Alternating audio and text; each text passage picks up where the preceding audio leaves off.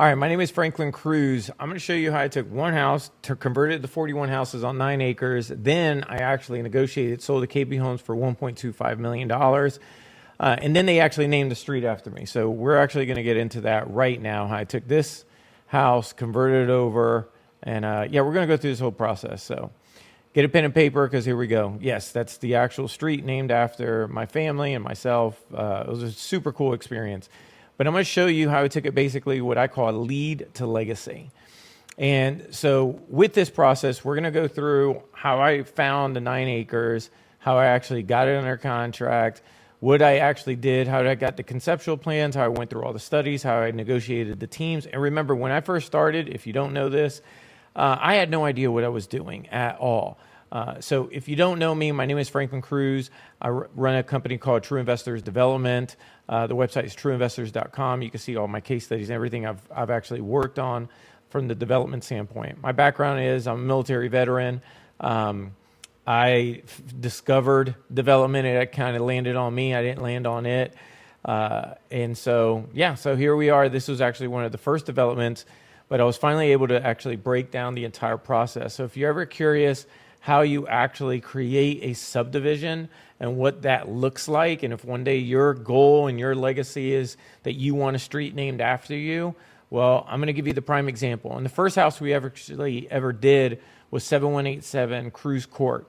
So let me kind of show you. So it went from one house on 9 acres that the lady gave me a call, then transformed it to 41 houses. This was the approved conceptual plan we actually went through. And then later on when I sold it, by surprise, I had no idea this actually happened until the street names were coming in, is they named the street after, and it's called Cruz Court. The first house actually built on that site was 7187 Cruz Court. So I'm going to explain the entire process because I personally thought it would be super cool because I've never heard of like the history of the subdivision, and I don't know, I just never heard of this kind of things before. So I was like, man, why don't I create, some content related to it and kind of break it down?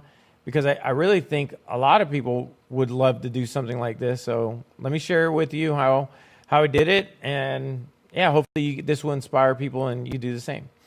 So we're going to go through the lead generation and acquisition process. This was actually the lady, her real name was actually Karen.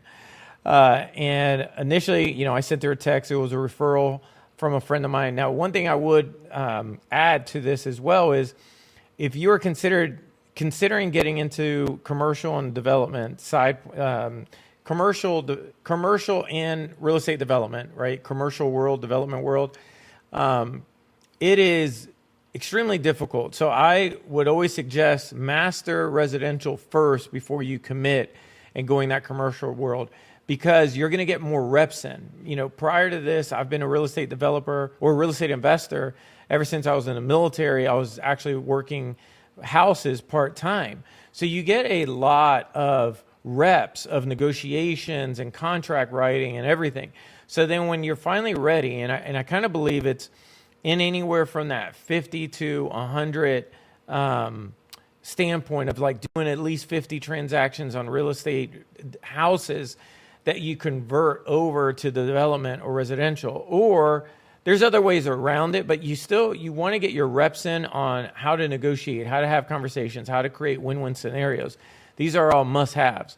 So just kind of go back again. This lady, Karen, I knew that she was very motivated because the very first thing she said on this text was like, hey, I'll hold a note. And right off the back, I already knew that she would be interested in creative financing, which is huge. Because if they're already open to creative financing, this is going to create a win-win scenario for you. If you know how to actually do it. So this is kind of what we're going to go over right now as well. All right, so now the lead came in and she wanted to sell for personal reasons. Her mom's name was actually Nancy, which was awesome. This was Nancy right here when I came in. And she has dementia, though. That's not awesome. And I used to work at a retirement home, so I kind of remember dealing with this. And it's difficult for anybody. But the house they're the original owner from 1960s and 4,000 square foot, 2 bedroom, 2 bath home. It was super cool. So she just was tired and she just wanted to move. Karen has literally been living there since she was a child. And her mom was having dementia. They didn't owe anything on it, and they just wanted to downsize.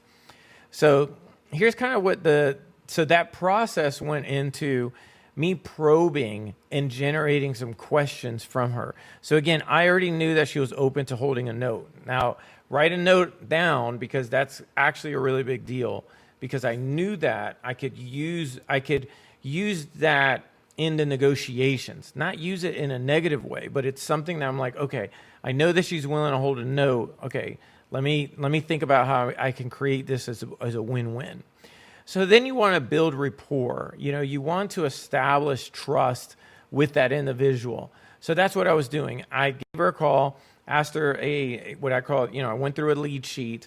So I was asking her questions. And during those questions, I was actually going through the process of kind of saying, okay, what would work, what would not work for her, right? So I'm probing, and then I'm seeing, do I actually want to even have this appointment or not? And so when you're doing this, you want to build a ton of rapport, period. Now, I used to be an Army recruiter. That's me in the middle. And so I learned that when I was in the military. Build as much rapport as you possibly can, because at the end of the day, you have to have clear expectations before you even set the appointment.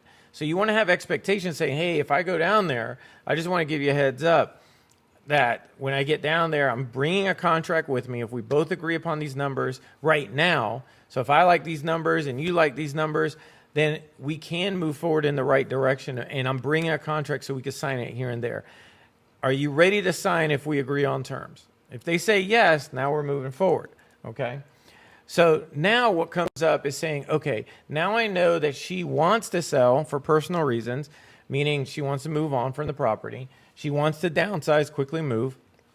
I've already established a rapport. I scheduled an appointment, and I have clear expectations. Now, before the appointment, you got to prepare, right? And this is me in Operation Reiki Freedom. So I was like preparing. So you have to type in the data, put it in the CRM system, make sure you put the seller's information inside there as well before the appointment. And now you're researching, okay, what's the zoning? What's the comps? What's the title issues?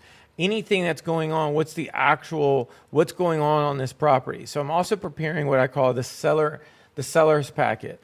This is basically my packet that I've created to ensure when I get down there, all the proper documentation is prepared for her to sign, and we can move on, right? So it's like the contract, it's all the disclaimers, it's the photo and video of release forms, everything. I'm preparing all of it so we know that we are going to be good to go. Now, I'm also analyzing, and while I'm preparing the negotiations and everything else, I do want to analyze, and I'm seeing what the neighborhood brings. See, if I can sell this, I could have sold this straight up as just a home on 9 acres, because those are really good areas. But when I get down there, I saw, wow, this is a really, really nice area. And even though I had no idea what I'm doing, I believe I got something. I believe there's something there. And so I kind of went on an on-site evaluation. I'm looking at, and if you see this in the corner right here by the vehicles, that's actually a gate, right? So that's a nice gated area. That's really nice. I kind of walked through the interior. I'm taking notes. I'm seeing exactly, I'm documenting everything. I'm taking photos, videos, and that's kind of what you want to do whenever you're at an appointment. You want to evaluate the entire site, outside, interior, exterior, all of it, right? And at the same time, too, you're having conversations with the seller. So on inspection, obviously, now we're going to end up into what I call the kitchen table negotiations, right? So this is another client. I've done this before. So basically, that's me and them sitting at a kitchen table. I've evaluated the property and said, okay. And I call it the fast, slow, creative solution. So then what I do is I create a process to say, okay, now I've got now I have all the information. Now I have all the data. Now let's actually have this conversation. So now here's some key points when I'm personally negotiating. Again, this is only in my opinion from my own experience. Again, And also at this point, if you're still watching this and you're interested in possibly working with me and working with my team, then go. I run a 2-day workshop here at my office that you work with me and my team. Go to trueinvestors.com if you're interested. Again, go to trueinvestors.com if you're interested. Pick what case study possibly works for you that you're looking forward to working on, and then we could definitely have a conversation. All right, so then now here's the comps. So what I found was there were some comps in the area on lots that have sold.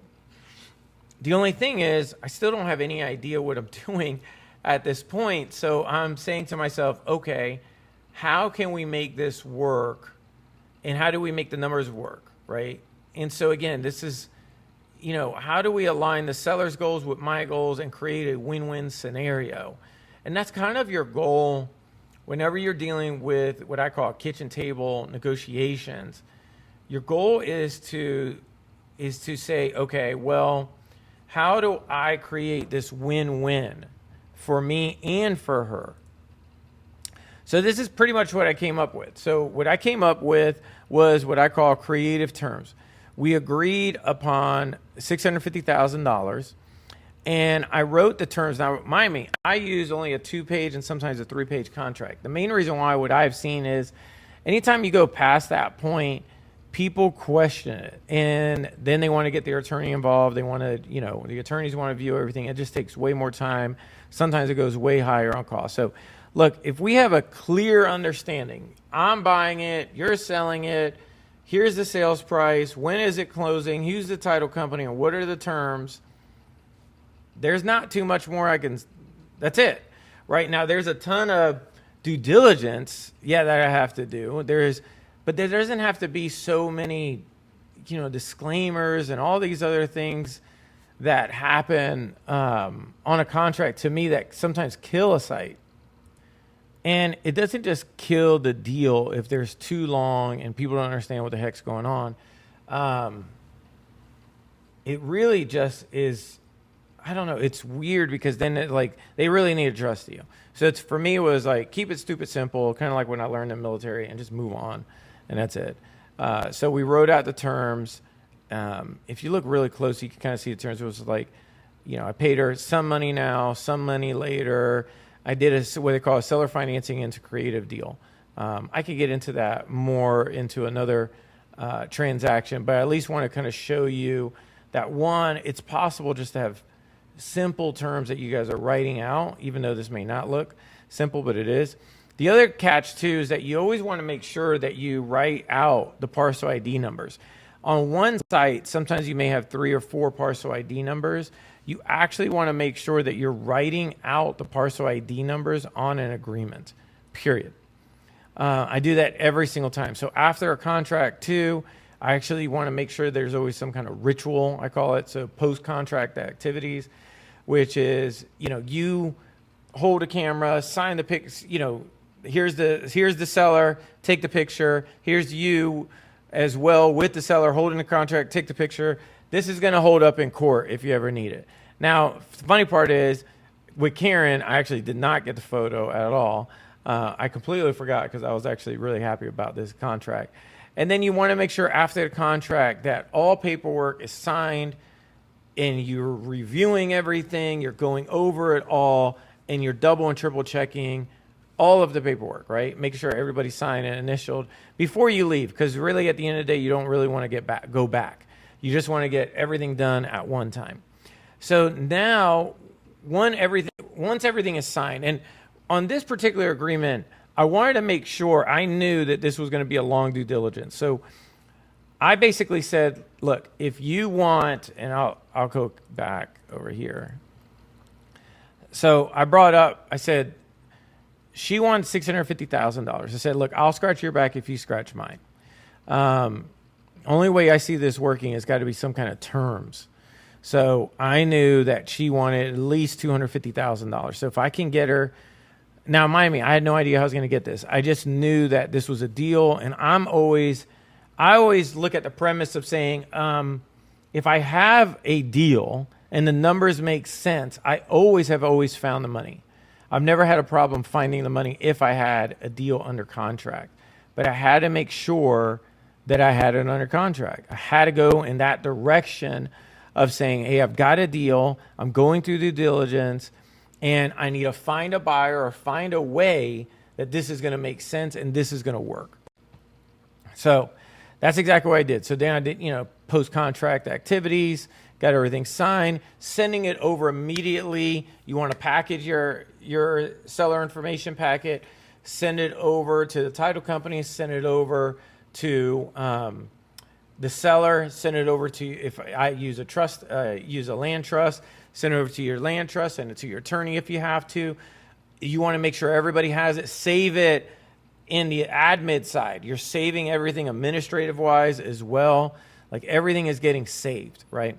So you want to follow this entire process. Communicate constantly with the seller until the closing. I even have a little sheet that I create called the What's Next. And it basically goes over with the seller while I'm there. It's like, okay, these are what's next going to happen. Here's the name of the title company. Here's their phone number. Here, I'm going to be sending you over the package. You're going to get this via email. Yes, they're signing right now, but everything else is going to be signed, emailed to you, blah, blah, blah, blah, blah. Like explaining the entire process. Then now I've got to figure out a way to actually, raise capital. So I have to figure this out. But before I do that, I'm going to need to go into a story about Marco's Pizza. And so in here, I'm actually going to show, where's this at? I'm going to show you this real quick. So this is, we're going to get out of order, but it's fine. You'll understand why in a second. So at Marco's Pizza, all right? So you're going to like this. So from the process of, I think this is it right here, yeah.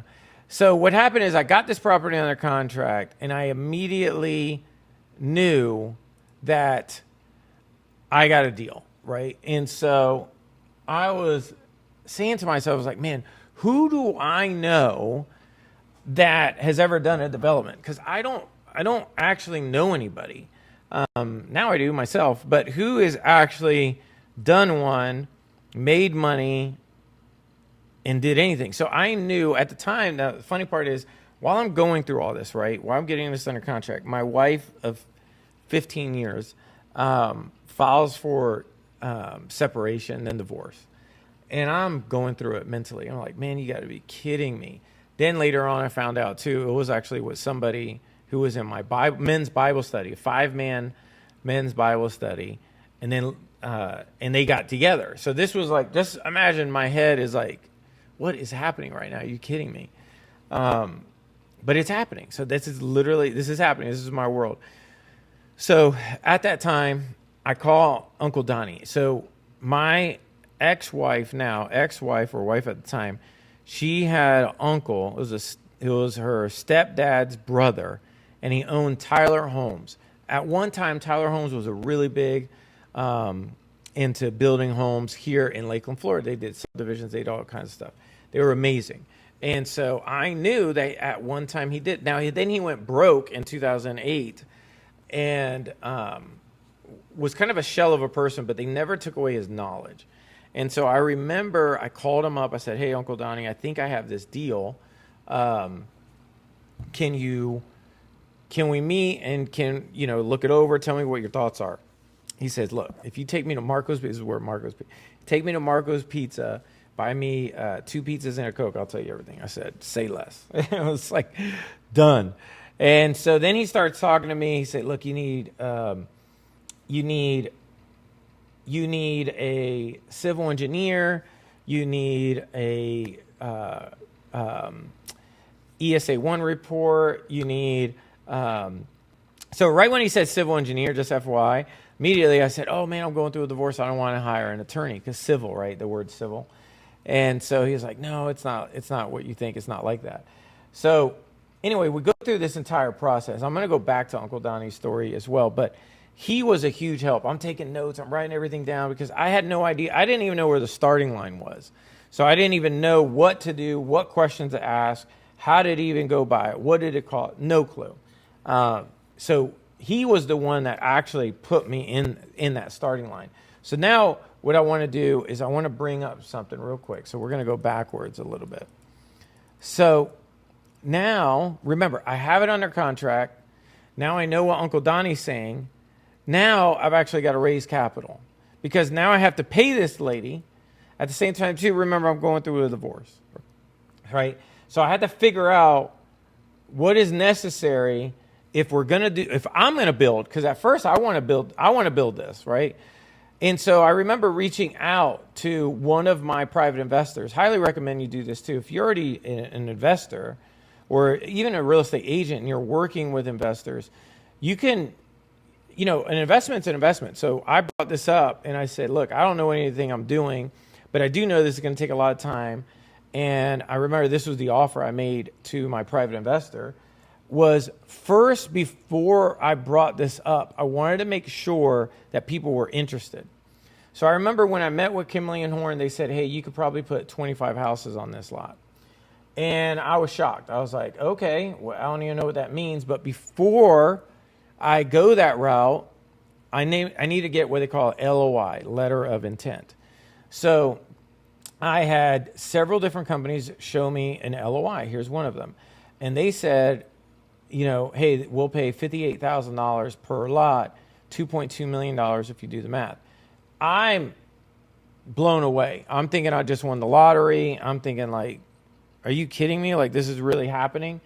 And it is happening. It is happening, which I'm shocked that everything's happening. So I'm blown away in this entire situation. And I mean blown away. And this is the first time I see anything with a property that I'm related to that has $1 million plus on it. So just think about that for a second. Like, yeah, that was that feeling. Like I hit the lottery. And so now I got to figure out, now if you have an LOI, it's basically like if you have a property and now you have it under contract with a buyer for way more than what you purchased it for, now it's easy to find an investor. It's easy to find somebody because now you have proof of like, hey, I've got this property. I've got proof that I can actually make this happen. So here you go. So we're going to get started on this, right? We're going to move forward in the right direction because look, I have proof. I have a buyer. I have the property under contract. I'm looking for your funds at, whatever percent that you guys work out. And that's it. But it always starts with one, you securing the property, one, you securing what is the exit strategy and having proof of the exit strategy. And then that's when you start bringing up to your investors. There's an entire process behind it. So anyway, so then raising capital for this, I needed to understand, because remember, bringing it back to Uncle Donnie, is he was saying the civil engineers, consulting, zoning changes. There's a lot of things that I've got to make happen that I have no idea how to make happen. But thank God I'm at least at the starting line with Uncle Donnie and what he said. So that's the route that we're going, right? We're going to use the civil engineers. I have no idea how much all this is going to cost at that time. But I do know, like, I need to get it done. And it may cost $50,000, $100,000. I have no idea. But that's the whole purpose of negotiating with your investor, to bring him on board and say, look, which I did. Actually, the way I structured it too, and I'll bring this up, the way I structured it with, his name is Joel. He was one of my investors for houses. I showed him this.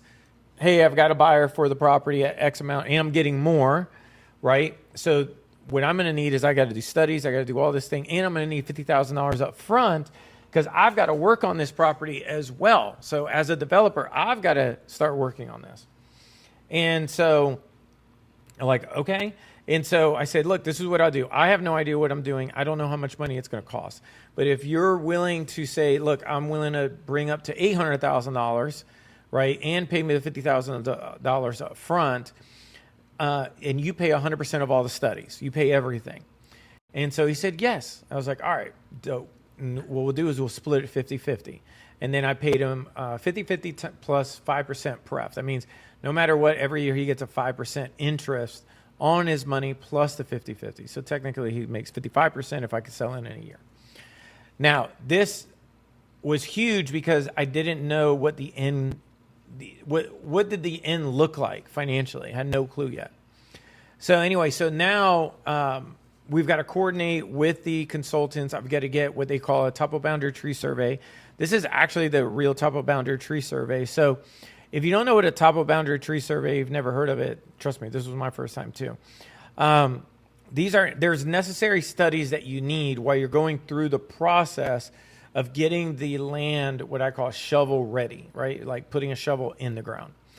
And during this process, you have to get what they call a topo boundary tree survey. And that basically means you're looking down on it, kind of like a Google Maps, your topo, right? Then your boundary, the boundaries of the property, boundary, right? And then you've got, I think I could actually write on this. So then you got the boundary, right? And then you have the trees. You see all the trees, so it annotates where all the trees are located as well. And I hope I can erase this because this is the first time I ever used this. Oh crap, this is awesome. Okay, we're going to definitely use this. So does that make sense now? That's your topo, boundary, and tree survey. Okay, so now I don't know how to get back to the slide. Okay, so does this make sense where we're headed at right now? Okay. Now, again, I've got to get it. My goal is I've got to get it from approvals and entitlements of it's one house to then I've got to get it what I call shovel ready, which is going to look like this. Shovel ready means the conceptual plan is approved. That means I got it from one house and then I'm moving it, then I'm getting it approved, all the studies, all the approvals and entitlements, permitting, everything, wetland studies, all of it for 41 houses. Now, between that, I had it, we were right off the back already knew that the city would approve 25 houses. The only thing is, everybody that was bidding on the property wanted more houses on this land. So more houses equal more profit as well because they pay you per finished lot. And what I mean finished is shovel ready lot. That means you could put a shovel in the ground. That means, but there's a lot of work that goes from here to here and then from here to here, right? There's a lot. So we're going to get into that as well.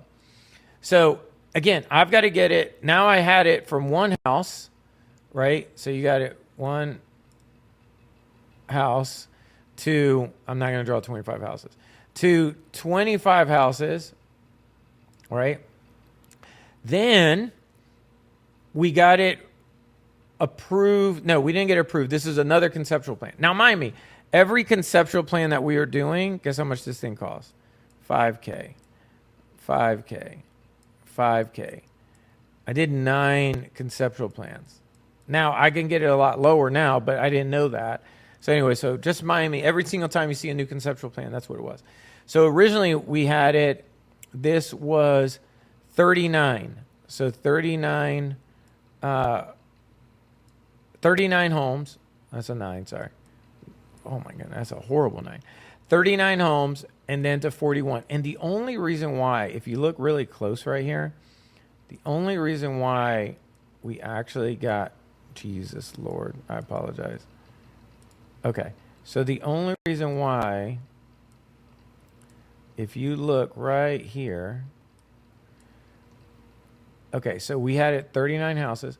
Then one of the guys, I think it was D.R. Horton. So the guy from D.R. Horton came up and he said, hey, if you turn the street this way and have one entrance, one exit, it's way more efficient. And you could fit more houses. And I was like, say less, right? And so that's exactly what we did. And because we curved the road, which looks like this, because we curved the road. Okay, I'm going to curve this road. If it works. If it doesn't, it doesn't. So if we curve the road, we could actually make it work. And so what we did, we actually curved the road, and it did work. So it worked out perfectly. The only catch was, again, now we still have to make sure how many other people are going to be interested in this property. We don't know yet. So now, let me get out of this real quick. Okay, this is done. Okay, perfect. So again, now we went from one house to 25 to 39 to, and there was a like four more in between, just FY, just like cleaning it up, making it more efficient. How do we make it work? What does it look like? There's a lot of stuff to it. So we just had to make sure, like, we're not missing anything. There's retention, there's wetlands. You can't see this right here, but this area right here is a wetlands area, so we had to take care of that. This is your retention. This is your stormwater. There is a lift station on the site. I didn't know any of this stuff, just FYI, when I first started. And now I've got to raise the capital as well. So I've got to raise the capital, which I already did. Now I've got to go through the approvals and entitlements. Now I have to secure the approvals and entitlements. Now I've got to make sure and field all these LOIs that we're getting from these individuals, LOIs, letter of intent. And now, again, the potential is there and the possibility is like, yes. So that's like my yes moment. That's like, I'm super happy. And at the same time too, I'm like, man, I don't know how this is going to turn out. But I still remember the conversation I had because the potential that Uncle Donnie brought up was huge. So all from that conversation, it came that, hey, you could put 25 houses here. Now, these were bigger lots, but at least it was showing me, look, I'm on the right track. Like, this is a check mark. I'm on the right track. I'm going in that direction. I'm learning 10 times more than I ever have learned. And I'm thinking in my head, I'm like, man, what if we could build? What would that look like? That's a possibility. And so I actually went through that entire process. Do I sell it off? Do I build? What do I want to do? I had no idea. In my head, I'm like, I'm going to build it all. Not knowing, like, sometimes you're really optimistic in the beginning of like what you can possibly do. And then until it hits you, like, I've never done this before. I don't know how much roads are. I don't even know who to talk to. I don't really have a mentor on the development side, on the building side. Do I really want to go that route? Or I want to go in the route of, there's stages, right? So you start with a vision of what you want to do, right? So you have your vision, you have like, yes, I can do this. One house goes to 25 is huge, right? It's ginormous. And then going to 39 was huge. And thank God that guy brought up, because this is actually was way more efficient. If you're ever doing a development too, think about it. What's the most efficient entrance and exit? If you have an entrance and exit at the same, that is way more efficient in a circle, right? So this has actually helped me on other developments I've worked on as well. So again, in my head, I'm expanding my vision of seeing, man, one, what is possible. So you're going from one house to 25, and then 25 to 39. And then you go through the process of saying, 41. Now, mind me, before me getting LOIs, right, you have to find commercial players that are in the game. In commercial, and you got to look at it like, who are the gatekeepers for a lot of these national builders and national family offices that are constantly buying? You've got two of them. You've got Cushman and Wakefield, and you got Marcus and Millichek, at least in my area, right? And they're like, they're battling it out, right?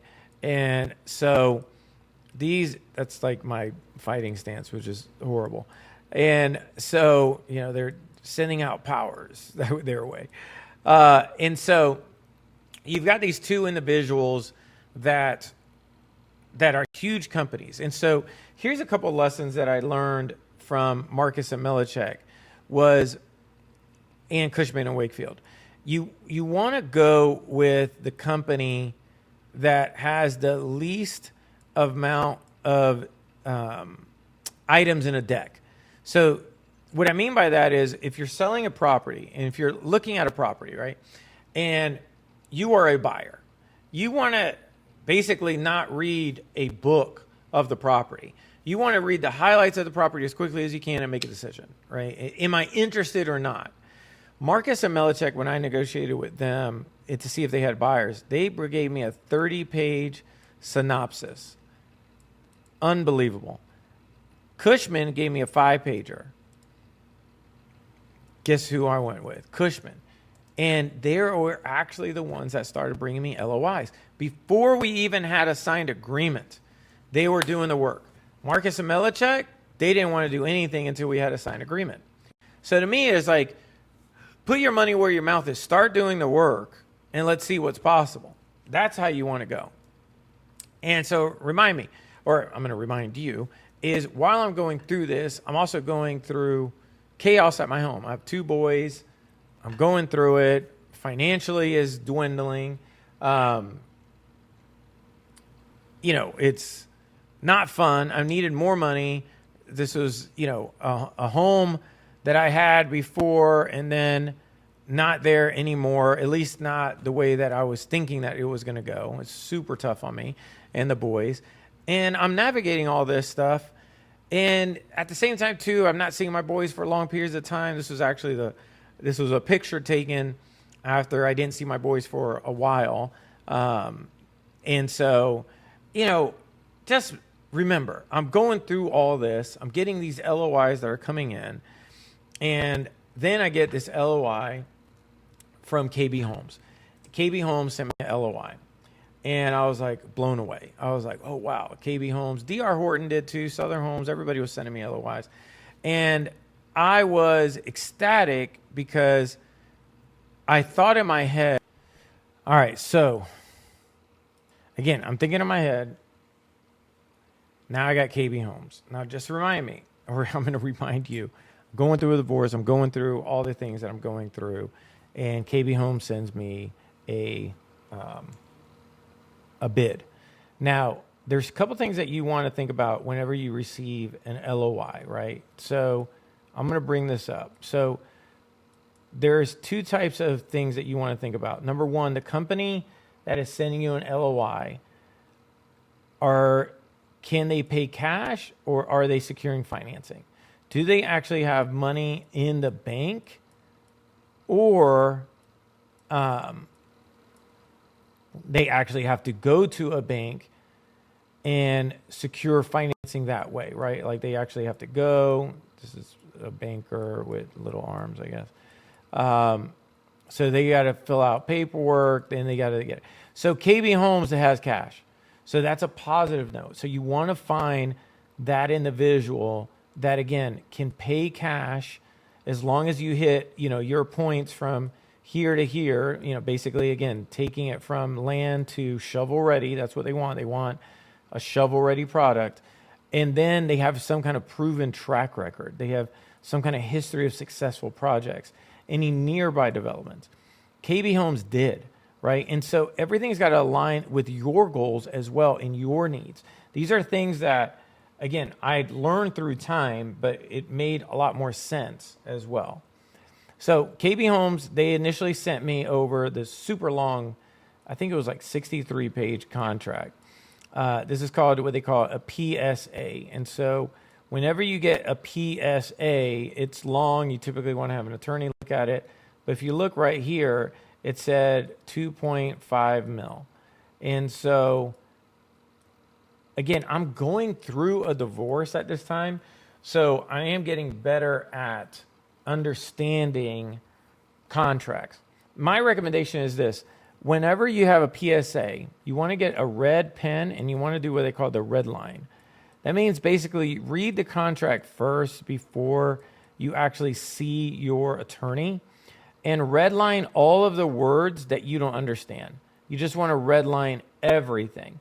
And then when you set up with your attorney, what you want to do is not only do you want to set up with your attorney, what you want to do is actually schedule an appointment with your attorney and you and him go through the contract together line by line.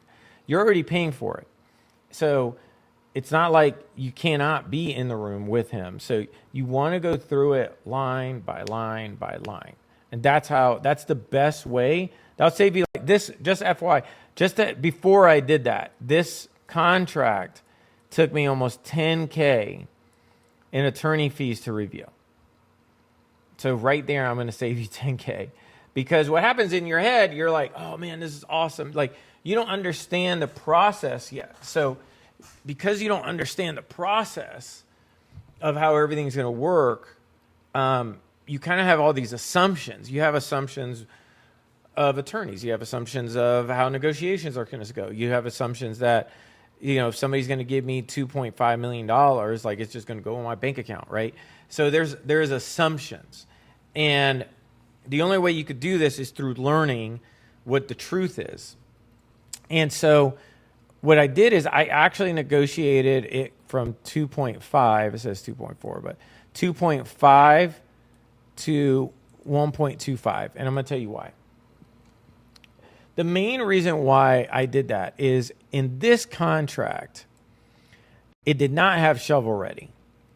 This contract, when you read the fine print, had us building out the land, meaning developing the lots. It was what they call pad develop. This is going to be long. Developed. I should have never did that. So it's basically what they call pad ready. And so pad ready means you're actually going to put a pad in the ground, right? And that means you're putting the roads, utilities, everything. Like you're making it an actual subdivision. But if you've never done this before, that's a huge delta. That's a huge amount of capital that you have to spend. And yes, we'll make more, but when I started doing the math, we'll actually make less. It looks like we'll make more, but also this is going to take anywhere from another year to 2 years to finish. So what I decided to do was I changed the contract, and I'm going to go over how I changed this because I needed to negotiate. And during this process, see, pad ready looks like this. Now you're actually laying out the actual pads. This is what they call engineer lots, right? You're laying everything out, and then you're putting in these streets and everything else. Like, you're paying for that. It's a lot, right? And I don't even know how much this can cost. It could probably cost anywhere from another $1 million that I got to come out with up front, right? So I didn't want to do that. And so you see back here, that is what they wanted me to do, was the pad. You see, put the pads down and the roads and utilities and street. Hell no, do not want to do that. And you don't want to do that either, because it takes a lot of time, effort, expertise, and that ain't me. And I know for me I didn't want to go that route, pad ready. I wanted shovel ready. I just wanted to get the paperwork done from raw land to 41 houses. That shit was hard enough, right? I just wanted to get to that point. And so the other things that came up for me is the risk factor was huge, right? So there's potential delays, lack of experience, ton of uncertainties, numbers did not align, project goals, like a lot of things could go sideways. So I decided, again, shovel ready, not pad ready, period. I did not want to put a pad in the ground. I wanted to get it shovel ready. So I decided let me go back so I can go forward. I decided to set up a meeting with the acquisition manager. His name was Paul from KB, and his engineer. So I did some research, and I found out that Paul graduated from FSU and loved golf. And so I bought him like a golf speaker. That actually he still uses it to the day. I still talk to him. And we said, hey, can we meet up at Columbia Restaurant? And I bought his engineer like this cool historical compass as well, which is pretty cool. At least he liked it a lot. So I bring him gifts, and obviously they are going to like it. But I would highly recommend, if you're going to have a high-end conversation, that you do the research on who you're meeting. And what you want to do is figure out what they like, what they dislike. Bring only things that they would possibly love. Like, actually just go to their LinkedIn, see if they have a Facebook, Instagram, whatever. Find something that may be personal, that they know that you did some research. And that's exactly what I did. Because I wanted them to know, like, hey, I'm taking this serious. right? And so we met at Columbia Restaurant, which is a great Spanish restaurant in Orlando. And so we had the conversation. And so basically at this conversation, as you know, we're sitting there, and I could kind of reenact this. So it's a round table, you know, Paul's here, his engineer's here. I'm bringing my COO. At the time I thought I was a big wig, but not. Andy from Cushman & Wakefield sitting here, and I'm sitting here, right? And so we all have coffee, and there's a big thing of bread here in the middle too, because it's a Spanish restaurant, they always have bread. And so we have the bread, we're discussing everything, and what comes up is saying, you know, I bring up the fact that's like, Paul, you know, I'm not going to be able to do the 2.5 looks great, but we're not going to be able to do pad ready, you know, so we need to have a better negotiation here. And so what I did is I looked at the engineer who's sitting right here, and Paul's sitting here, and again, I'm sitting here, and Ann, who's my COO, is sitting over here, and Andy's sitting over here. And so I'm leading the conversation. You kind of want to make sure that you know what the goal is and that that's what you're shooting for. What helped me a lot was I've done a ton of residential transactions because I did so many residential transactions, it made me comfortable. You know, after you do so many things, so many times the exact same thing. See, in residential, the only difference is you have a whole bunch of zeros. That is like the biggest difference. Like now you just got a shitload of zeros, right? Over on residential, you still have a lot of zeros. Respectively, like I have lived a very comfortable life compared to what my parents had. Probably a little bit more higher stress, some people would say. But that's kind of the whole thing about being an entrepreneur, you know? So in my head, it was I wanted to control my own destiny. I want to control my own legacy. So what I did was with this scenario, I was just honest. Like, hey, man, this is not going to work. It's the same thing I would do with a seller, right? And a property. Hey, this is not going to work. We're not going to be able to do it. So we need to do a net, write this down, right? Net contract. So net contract, what that means is saying now I want it net. So that is basically stating that I'm walking away at closing with this amount of money. So if we agree at 1.25, like I'm not paying closing costs, I'm not paying anything, I'm leaving the table at $1.5 million, period. Now, remember, I got the property for $650, and then there's another story behind that I'll share later on, because then she wanted more money. She wanted to sue me, blah, blah, blah, blah. We got it all taken care of. But at the end of the day, it was $1.25 million.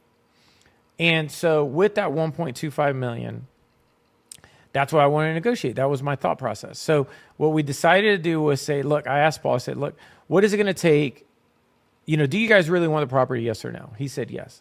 Great. Now, what did you guys, when you finish the lot and it's just shovel ready, what did you purchase your last property for? I think the engineer said like $33,000 ish per lot.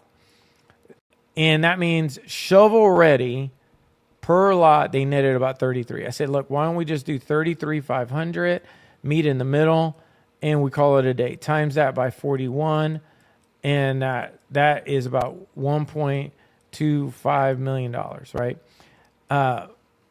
And, geez, Lord, I think I've accidentally clicked on something wrong. Apologize. So he said yes. He said, all right. So what he immediately did was X'd out this deal for 2.5. Again, it was more money ego-wise. Your ego was like, damn, that's a lot of money. But it was less money long-term wise. So we converted from 2.5 to 1.2. Took less money, better terms. So I made more money on this side than I would on this side, period. So now we got to get on the horse, right? Now we got to get on what I call the donkey stallion, which is like straight and stubborn. And we have to get all these items complete to get to the finish line. And the finish line on any deal is what I call cash in bank, period. And that's what that looks like. So there is a process of things that you have to get done. There is and you have to get it all the way to the point of your construction permit, which this is what that looks like, right? So you got to get your water permit, your sewer permit. There's basically what I call, there is a roadmap to the finish line, right? Your topo boundary tree survey has to be complete. Your wetland delineation has to be complete. Your any kind of studies need to be complete as well. Environmental ESA report has to be complete. These are all items, SwiftMud, environmental, all these have to be approved as quickly as you humanly can get them approved, right? This is the process. And so then your goal is to get to the point that you're shovel ready status. Now they're the ones that actually did this plan. So I'm kind of giving you behind the scenes of like, now when you finally get everything approved, you're going to go what they call from horizontal to vertical. So you go from raw land to shovel ready. I can put a shovel in the ground to then you're going from horizontal work, that's the utilities, to then vertical. So yeah, this is what construction documents actually look like as well. So they look like you're taking that subdivision site plan to blueprints. And these are the blueprints of what it looks like for a subdivision. So whenever you're contemplating a subdivision, like this is your retention area, this is wetlands right here, this was a doggone it, this was your lift station, this was your stormwater, here's your roads, streets, utilities, here's your utility pipelines. You see everything is in a straight line going throughout, connecting right here, landscape buffers, like all, which again, I had no idea what the hell this was. All I know was we're headed down the right direction. And these are the things that need to get done. And then when you go from getting, now you have paper to reality, right? So this is the horizontal. This is them actually working on it, right? So now this is what it looks like, that they're going to clear the land, clear the site, demo the house, get everything prepped. You know, these are called silk fencing. They have to put the silk fencing down, dig it into the dirt. So you're going through this entire process, like 1, 2, 3, 4, 5, 6, 7. Like you're going through everything, neighborhood planning, rezoning, subdivision, you know, service installation, utilities, development approvals, land grading, then building permit, then inspection. It's an entire, and every single process could go wrong and you can lose money at, or you could sell it at each one of these processes and you could make money as well. So this is kind of what it looks like when they were putting in the utilities. These are the plumbing side of it. See, and what I believe is like everything is possible, but it all starts with a dream, right? And so I did sell the KB Homes. That's my son. Beyond cool moment for myself that my son is there. You know, Cruise Court will be in our lives forever. First house was 7187. This is on Google Earth, so if you ever want to check out, you could just go to Google Earth, 7048 Cruise Court. I mean, how cool was this, man? You had the kids walking, Cruise Court. You can't make this stuff up, man. You know, kids running. It's on Google. And then after that, I was able to do another deal, a business park, do a assemblage of land, convert it over to business park, because I took that knowledge that I learned from KB Homes and I moved it over to industrial, then did another industrial, then built a house with Habitat for Humanity. I'm still actually working on this site right now that we got it approved for 96 units. Then I've got a bigger development that we're working on. It's a master plan community. I sold I sold a billboard access to Lamar Outdoor Agency. I bought another piece of land across the street, and I've worked with all these companies ever since the first one was KB Homes. That was the first one. And then after all that, all these other ones came out. Copar, Opal Fuel, Coca-Cola, Johnson Development Group. Like, man, it's really has been amazing. I even built the first butterfly roofs in America in the last 100 years.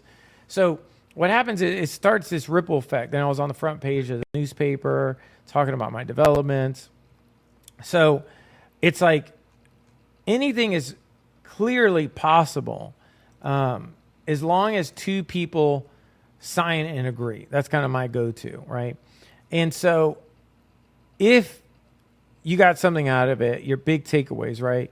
And you're interested in working with me and my team, you can go to trueinvestors.com, trueinvestors.com. There's opportunities to do possibly mentorship or consult on your deal, but more or less, I'm doing a 2-day workshop here at my office because what I learned was a lot of people do not have this kind of experience at all. And you may go through your whole life not even meeting a developer like I did. I was very lucky that I at least had Uncle Donnie there in my life to put me in the right direction. And so if I could be that from other people, come to the workshop and we could take it from there. So again, go to trueinvestors.com. If you go to the site, you'll see a lot more other case studies that I've worked on. And so you'll have a better appetite. I hope this video gives you hope that truly anything is possible, even when you're going through the harshest of realities in your world, that it is possible. You can make this happen. As long as two people sign and agree, if it's meant to be, it's meant to be. Just be honest, have integrity, do everything with great love. Be transparent as much as you want, be egoless. And just be aware of your surroundings, be aware of the deal, So I really hope this helped. And this training, somebody got a lot out of it. If it did, great, leave a comment. And then hopefully we could work together. Go to, again, trueinvestors.com. All right, bye.